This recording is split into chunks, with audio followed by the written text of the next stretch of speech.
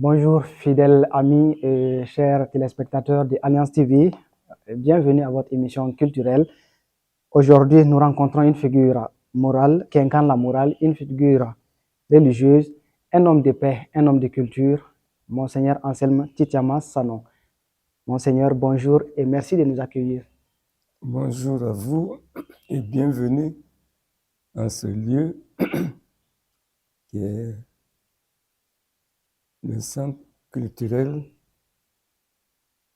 catholique pour Jean-Paul II avec les jeunes et qui a comme, disons, objectif la culture, la paix et le développement. Je rappelle que vous êtes né en 1937 à Bobo-Dioulasso, au Burkina Faso, archevêque émérite de Bobo, admis à la retraite en 2010. Vous êtes aussi ex-président de la Caritas Afrique. Alors, Monseigneur, parlez-nous un peu de votre parcours. Et parfois, on dit long et ce n'est pas assez. Vous avez déjà les éléments, sauf que administrativement, je suis né en 1937, mais en réalité, je suis né vendredi de septembre 1936. Et ici, à Kibidoué, Sia, Bobo-Dioulasso, c'est mon gros village. Et parler de mon parcours, c'est le petit garçon avec son grand-père dans cette petite bourgade de Sia qui faisait peut-être 3000 habitants, mais ça s'est accru très vite. Alors bon, et ma famille là-bas a jusqu'à présent la responsabilité de la jeunesse, par l'initiation des masques et aussi, disons, dans sa généalogie d'être la fondatrice de ce qui est devenu donc Sia Bobo-Dioulasso. Et mon grand-père était en exercice et il m'a préparé assez tôt pour être à ses côtés. Mais la colonisation était là et pour l'école de recrutement scolaire, chaque chef de famille devait donner au moins un enfant. S'il a deux, tant mieux. Et c'est ainsi que l'école de Faraka a été fondée pour les indigènes. Un cousin à moi, plus âgé, y est allé.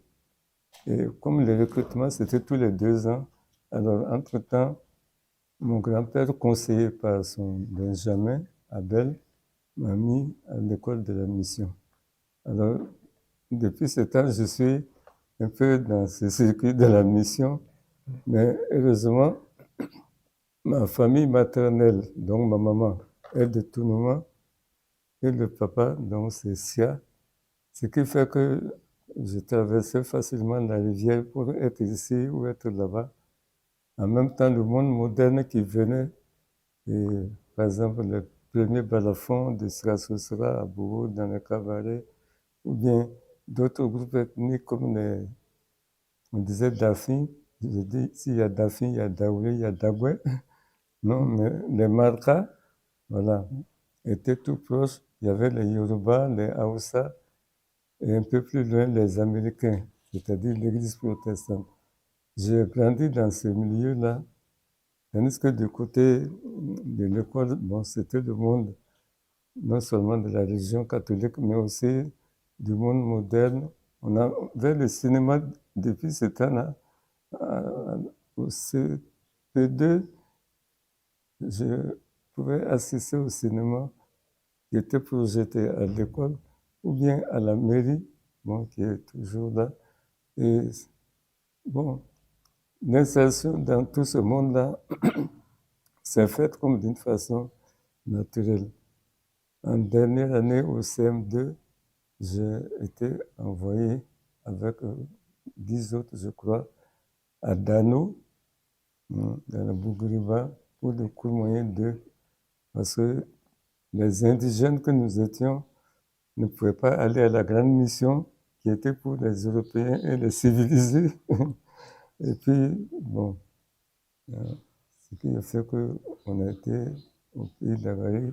J'ai vu là une chrétienté, parce qu'à tout moment, les chrétiens n'étaient pas si nombreux que ça. Et puis, pour le certificat et puis l'entrée en sixième, c'était à Gawa, ce qui m'a permis d'apercevoir un certain monsieur Bessin, qui sera le premier inspecteur voltaïque de ce temps. Voilà. Parcours. Ensuite, bon, pour le baptême, c'était en 1947 et mon grand-père était d'accord, mais on a trouvé que j'étais trop petit, qu'il n'y avait pas de bons chrétiens dans ma famille.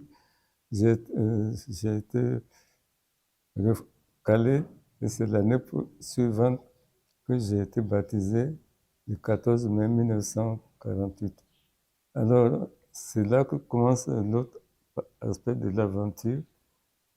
Maintenant, on dit, mais tu ne veux pas aller au séminaire, tu ne veux pas devenir prêtre. J'ai dit, non, moi, je veux être cultivateur.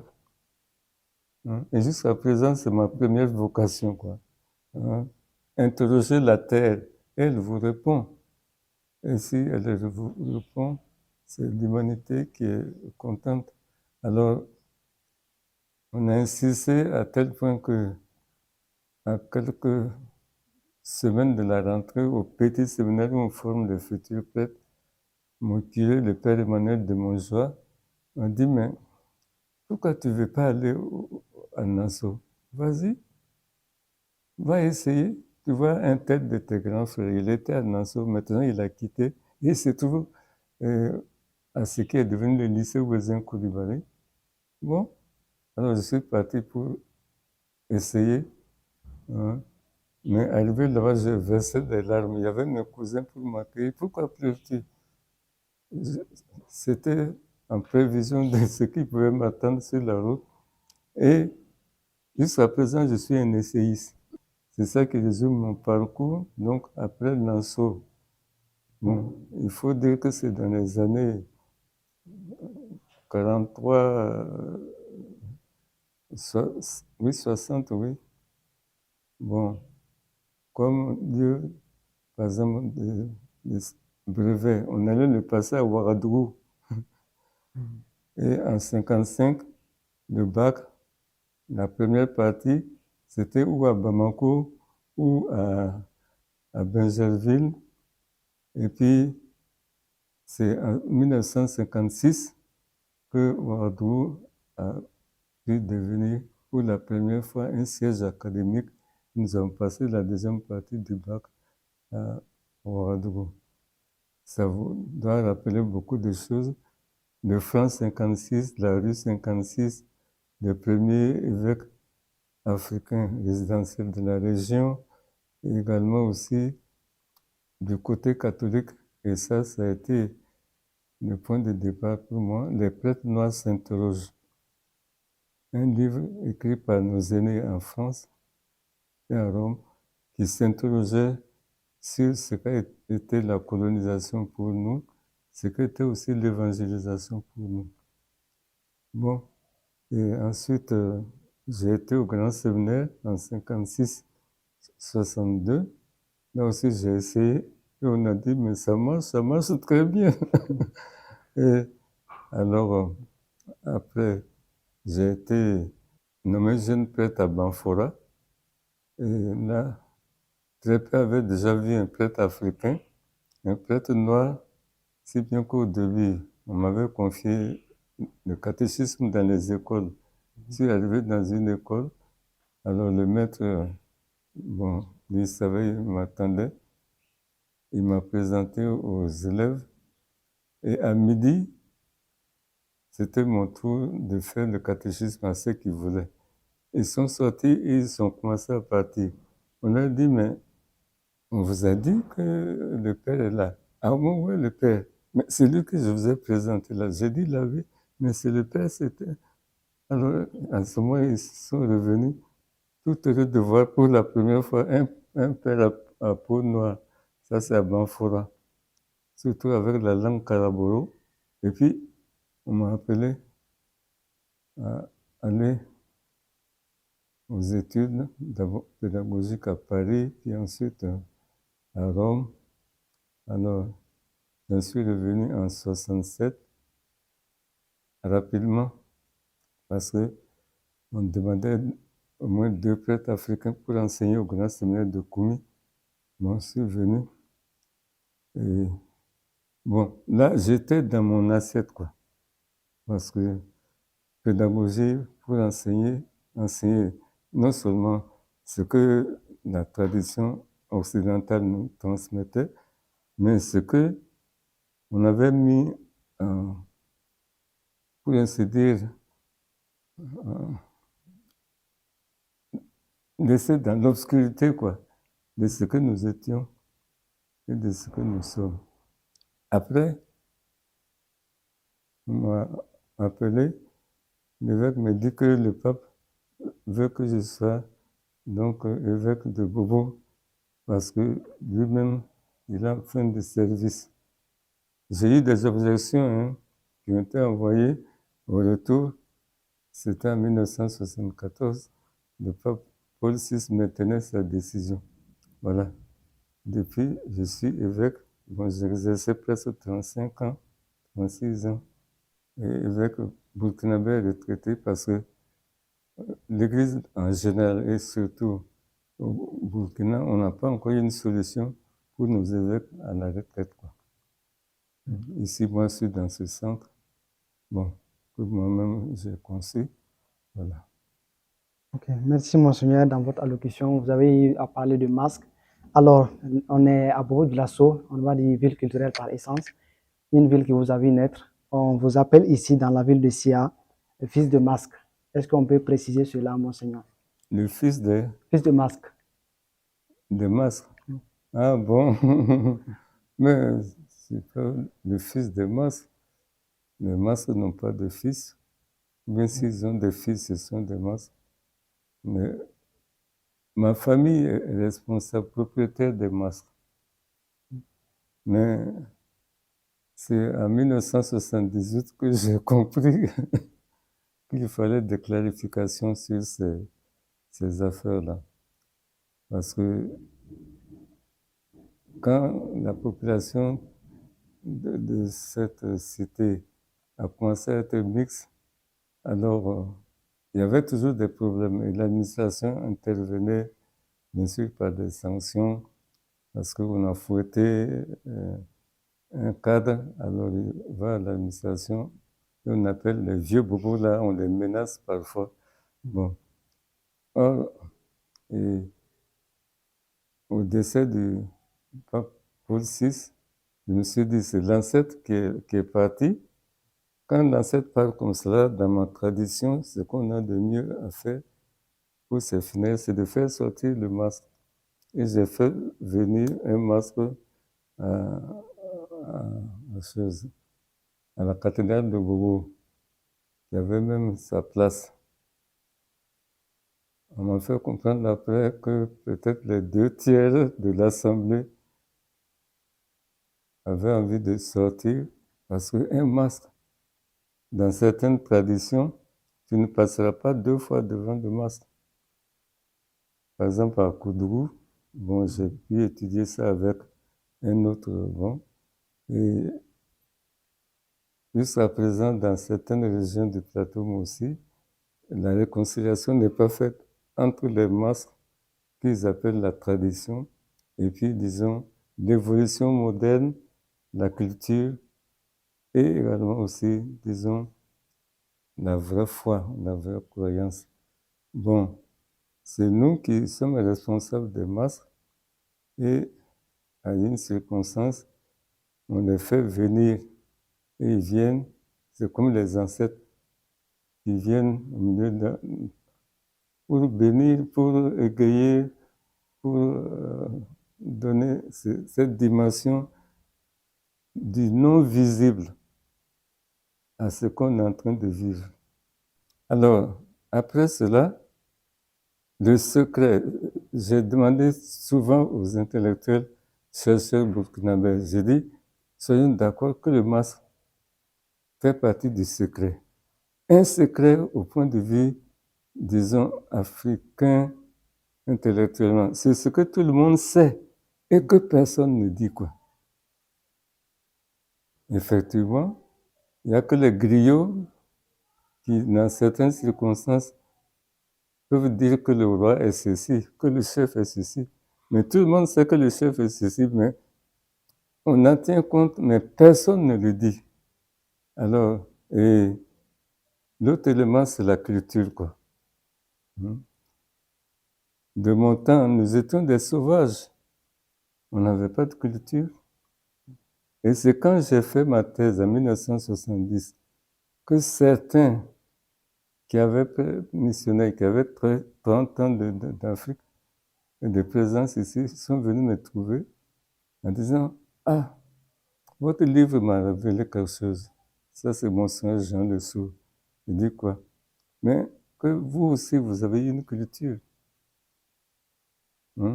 Alors, parce que nous n'avions que des coutumes, des traditions, ainsi de suite. Et j'ai un texte dessus. Donc, et non, par-delà cette affaire du masque, c'est toute notre culture qui était masquée, quoi. Et nous avons aidé la pensée occidentale à retrouver la culture dans ces trois dimensions. Mais nous, les intellectuels burkinabés, qui sommes nés de cette tradition, nous ne connaissons qu'une dimension de la culture, c'est la dimension culturelle, religieuse. La culture, ce n'est pas que ça uniquement. La culture, c'est l'agriculture, donc développer la terre. La culture aussi, c'est ce que les Occidentaux appelaient les Français la culture de chambre, voilà. L'élite, bon, on imite le blanc autant qu'on peut, ou bien ainsi de suite. Et ça, c'est la deuxième dimension. Et la troisième, c'est le cultuel, quoi, le rituel. Mais si on ne connaît que la troisième dimension, comme on le fait pour le masque, eh bien, c'est la coutume, hein, et tu ne passeras pas 2 fois devant le masque. Bon, mais il y a des régions où c'est le masque confrérique. Alors, une confrérie a ses masques, mais la communauté villageoise a son masque. Vous voyez? Et ce n'est pas les mêmes dimensions. Donc, je ne suis pas fils du masque, je suis de la famille propriétaire du masque, à tel point que, à certaines circonstances, bon, on faisait venir les masques, mais quand on a vu les tensions que ça faisait au sein de la communauté, on a arrêté. J'ai dit, moi je suis la famille propriétaire du masque. Bon, là-dedans, il y a un aspect culturel. On va sculpter. Ça, c'est les objets sculptés. C'est pas l'objet sculpté qui fait le masque. Il y a toute une technique qu'on utilise, même pour les couleurs et tout ça. On va faire ça. C'est pas ça qui fait le masque. Le masque, c'est cet homme que je connais, mais qui est le masque maintenant. Et toute la communauté est d'accord dessus. Et il vient pour nous réjouir. Malheureusement, dans une ville comme Bobo, et ça c'est venu dans des quartiers où des non-bobos participent à ces festivités. Alors le masque, il vient pour fouetter. Non, le masque, il ne vient pas pour fouetter. Il vient pour défendre la communauté s'il y a quelque chose. Sinon, maintenant, il vient, on est heureux de voir voilà, les prouesses qu'il peut faire, ainsi de suite. Donc, Monseigneur, vous avez déjà défini la culture. Est-ce qu'on peut dire culture et religion, il y a une dissemblance ou une ressemblance? Quand on parcourt l'histoire ou bien la préhistoire de l'humanité, les préhistoriques là, et on voit que dès le début, tout ce qui humain réellement s'achève par le spirituel. C'est l'incroyance qui est anti-humain. Et les dessins dans les grottes là, même ici, à Dramandou, je crois, on est en train de voir des écritures dans des grottes pour voir à peu près ce que ça peut dire. Mais l'homme est né religieux, mais il est né culturel, né humain que ce qui a ces trois dimensions-là. Alors, l'homme est né religieux. Il n'y a pas d'humanité qui a affiché à peu près cette dimension. Non? Et même chez les animaux supérieurs, on a constaté ça dans certaines forêts et aussi les réserves au Kenya, quoi. Cultiver la terre à la façon que nos ancêtres le faisaient, c'est une culture. Et c'est la première culture, c'est l'agriculture. Alors, bon, l'Europe, surtout la France, qu'on connaît davantage, a mis en valeur la dimension sociale de la culture. Si bien que quand les chercheurs occidentaux trouvaient en contact avec nos traditions, par exemple, avec le grand masque dans telle région, et puis la frayeur que donne, disons, la présence du plus grand. Notre équipe avait ce rôle de montrer que cette terre est à nous, la façon de la travailler, c'est l'agriculture et c'est vital. Et que l'anthropologie sociale, donc de vivre ensemble, maintenant vous dites convivialité, pour nous c'était vivre ensemble, de vivre ensemble. C'est toute une culture. Et vivre sous une tente et vivre dans un château, c'est pas le même comportement humain. Et que, alors, le nœud de tout ça, c'était la dimension religieuse. Bon. Certains mettent en opposition culture et religion. Non, ça signifie que vous êtes coupé de la terre. C'est ceux qui vivent dans les idées, bon. Alors, ils ont le temps de devenir incroyants, ainsi de suite. Mais l'homme qui va interroger la terre chaque année pour qu'elle réponde, et réponde positivement, qui va trouver son frère, ah, c'est un étranger. Non, tu es chez toi, qui le prend d'homme à homme. Voilà. Il n'a pas le temps d'être incroyant. Et maintenant, c'est lui qui dit, je porte tout cela aux yeux du non-visible, aux yeux de l'invisible. Donc, spirituellement, il n'a pas le temps d'être incroyant. Alors, Monseigneur, 60 ans au service de Dieu. Je rappelle que vous avez fêté votre jubilé de Djama en septembre 2022 dernier. Est-ce que souvent il est constaté que les pratiquants d'ailleurs des religions dites révélées traitent des traditionalistes ou des culturalistes d'incrédules? Quel est votre point de vue en ce sens? Depuis que la première SNC s'est passée à Bobo, j'ai dit pour la première fois, quoi. Elle était déjà lancée quelques années auparavant. Avec ceux de la radio, parce qu'il n'y avait pas encore la télévision, que je connaissais pas mal, quelqu'un comme Casimir Kone, d'autres encore. Et dit, comment est-ce que vous avez traduit culture dans nos langues, en Dula? Ah, jusqu'ici, l'ambiguïté n'est pas levée. Donc, Kolaneko, hein, bon, Daminako, bon, et moi-même, je me suis mis dans la recherche. Bon, je dis, ben, on peut aller à ce que sont nos racines, surtout que cette Malienne avait écrit, ils nous ont voler nos racines. Il dit, en Kobeliliou, les racines. Bon. Mais jusqu'à présent, on n'a pas le mot, hein, qui était nouveau aussi pour le monde occidental.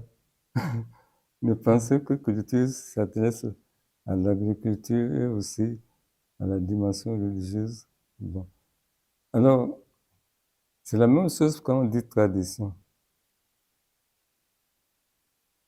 Tradition, fondamentalement, tu reçois, tu traduis et tu transmets. Et un de nos papes disait, j'aime tellement la tradition que j'en crée tous les jours. C'est ça la tradition. Et c'est ça la culture. Une culture qui est figée, une coutume qui est figée à ceci, c'est comme ça qu'on fait. Hein. Je vois ça pour les funérailles chez moi actuellement. Alors, il y a les funérailles. Tous ces gens-là qui sont responsables, ils ont vu ça de loin, quoi. Alors, chacun vient, non, c'est ça, c'est ça. Ils sont prêts à se disputer pour dire qui a raison. Et dit, voilà, ils ont coupé avec les racines, les aînés, avec l'arrivée des autres religions, comme on dit, révélées, et de l'administration. Voilà. Chacun vient pour faire le rite, mais il ne connaît pas le sens, la signification, ainsi de suite. Alors, une véritable tradition, c'est transmettre et que ça soit du vivant. Et pour que ça soit du vivant, il faut trouver d'autres formules. Tandis qu'un traditionnel se dit, voilà, il est figé à ceci. Par exemple, pour certains rituels, dans mon village, là, ils sont toujours là, j'ai dit, mais il faut qu'on réfléchisse. Bon, comment est-ce qu'on peut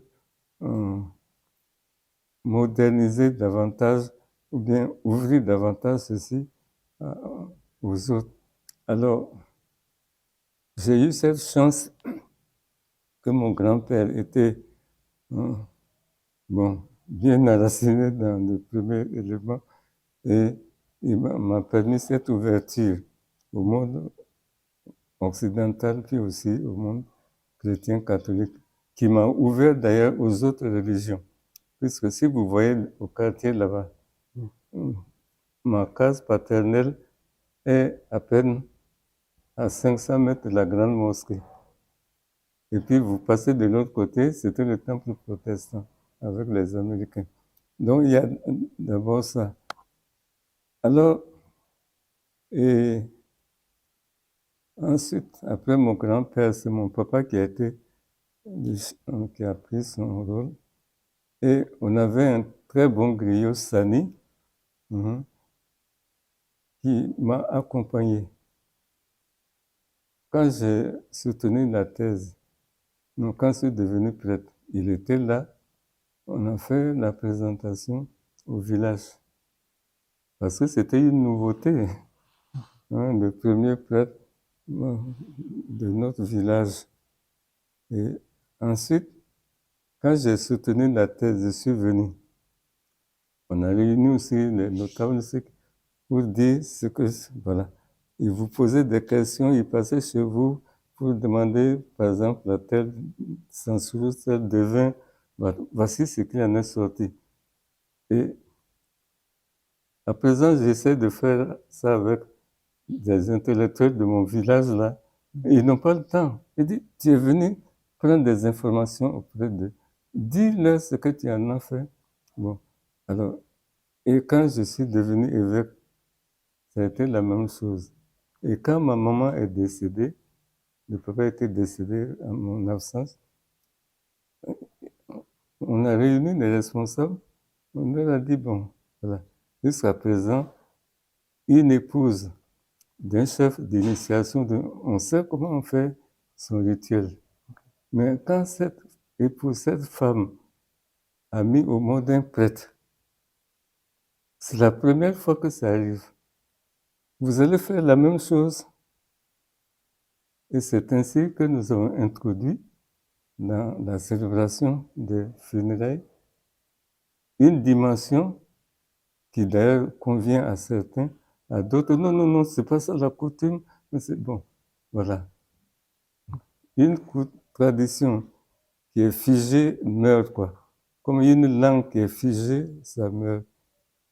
Alors, Monseigneur, la Maison de la Culture porte votre nom depuis 2015 d'ailleurs, à l'occasion du 55e anniversaire de l'indépendance. Vous êtes homme de culture, homme de conviction. Au-delà de cela, vous êtes homme de lettres. Vous avez à votre actif des ouvrages. Alors, si vous avez un mot ou du moins un cri de cœur à l'endroit des autorités pour la promotion de la culture burkinabé en général. Bien sûr, on désire plus grand, on désire mieux. Autrement, si je prends l'évolution de la culture ici, il faut partir, bon, disons, presque au moment de l'indépendance. Mais au-delà, au moment de l'indépendance, où pour nous c'était être maître chez soi, travailler chez soi et pour soi, et la dimension culturelle était quasiment inconnue, quoi, ou bien cachée, quoi. On disait le folklore. Et de même qu'autrefois, quand le gouverneur de Dakar venait, les masques sortaient, de même aussi, quand Maurice venait, oui, je crois, on faisait sortir les masques. Surtout à l'avènement de Sankara, quand il a demandé qu'il y ait un festival de masques à Bobo. Hein, et lui-même, il s'était mis de la partie, hein, un grand centre de Congo là-bas qui était là. Et alors, ce problème s'est posé. Des masques arrivent chez nous, il faut montrer que nous sommes les propriétaires de ce terrain. Lorsque cet événement d'un festival de masques à Bobo devait se passer, à la demande du président Sankara, les patriarches du village sont venus me trouver. J'étais de service, toujours, et la nuit, pour me demander quel comportement, quelle conduite tenir. Je leur ai dit, mais habituellement, comment est-ce qu'on fait? Ils ont expliqué. J'ai dit, bon, faites la même chose en montrant que vous êtes les propriétaires de cette terre et que les autres, vous les accueillez. Pour qu'un masque paraisse dans la tradition, il faut devant lui le masque de brousse. C'est un membre en ficelle, en fibre, il faut ce masque-là. Et si on n'a pas entièrement, au moins un petit machin qui indique qu'on est en accord avec le masque de brousse. C'est lui qui a la tête, il n'est pas beau. Hein? Il fait peur même aux gens, ou bien rire. Alors c'est lui qui est devant. Et puis, les autres masques, selon qu'ils sont venus de la brousse ou bien qu'ils sont à la maison, à le suivre. Je dis, en ce cas, vous vous arrangez avec les organisateurs pour que ce masque-là soit devant. Et puis, c'est tout. Maintenant, les masques bobo, tels que je les connais par rapport aux autres traditions de masques, c'est la rare tradition où il y a les 7 rites de danse, quoi. Beaucoup n'ont plus ça. Et bon, j'ai dit, vous laissez passer les autres et vous terminez comme cela, ça donne une idée. Bon, voilà ce qui s'est passé. Et ça donnait une piste de solution, ce qui fait qu'aujourd'hui, bon, en certaines circonstances, les jeunes peuvent faire venir les masses, mais il y a ce signe-là qui montre que voilà, c'est en accord avec la tradition, comme vous dites. C'est-à-dire, on avait à faire des cultures de forêt à certains endroits, bon, ou en tout cas de brousse, La brousse, c'est quoi? C'est les anciennes forêts où on a enlevé les Iroquois, les Kaysedras, tout. Les Babas, bien sûr, n'y sont plus. Alors, c'est des forêts galeries, quoi. La façon de vivre quand on est au village, la façon de vivre quand on est au champ. Tout ça, ça se trouve dans l'élément culturel. Alors, et l'effort quand même qui a été fait euh, depuis Sankara, d'ailleurs, c'est pas lui qui a commencé, hein. Avant lui, déjà, il y avait cet effort du culturel. Je dirais, avec l'Ompolo Kone, qui déjà jouait ce rôle au niveau de l'ancienne AOF, au moins francophone. Et ensuite, l'apport de Zef Kizerbo et les responsables politiques pensaient quand même à cette dimension culturelle. Mais le mot n'était pas là, quoi. Jusqu'en 83-84, à certaines rencontres, surtout de l'IPN, l'Institut des peuples noirs, ou bien pour la SNC, des cadres déroutaient les jeunes étudiants parce que pour eux, la culture, c'était la dimension, voilà, des masques cachés, ainsi de suite.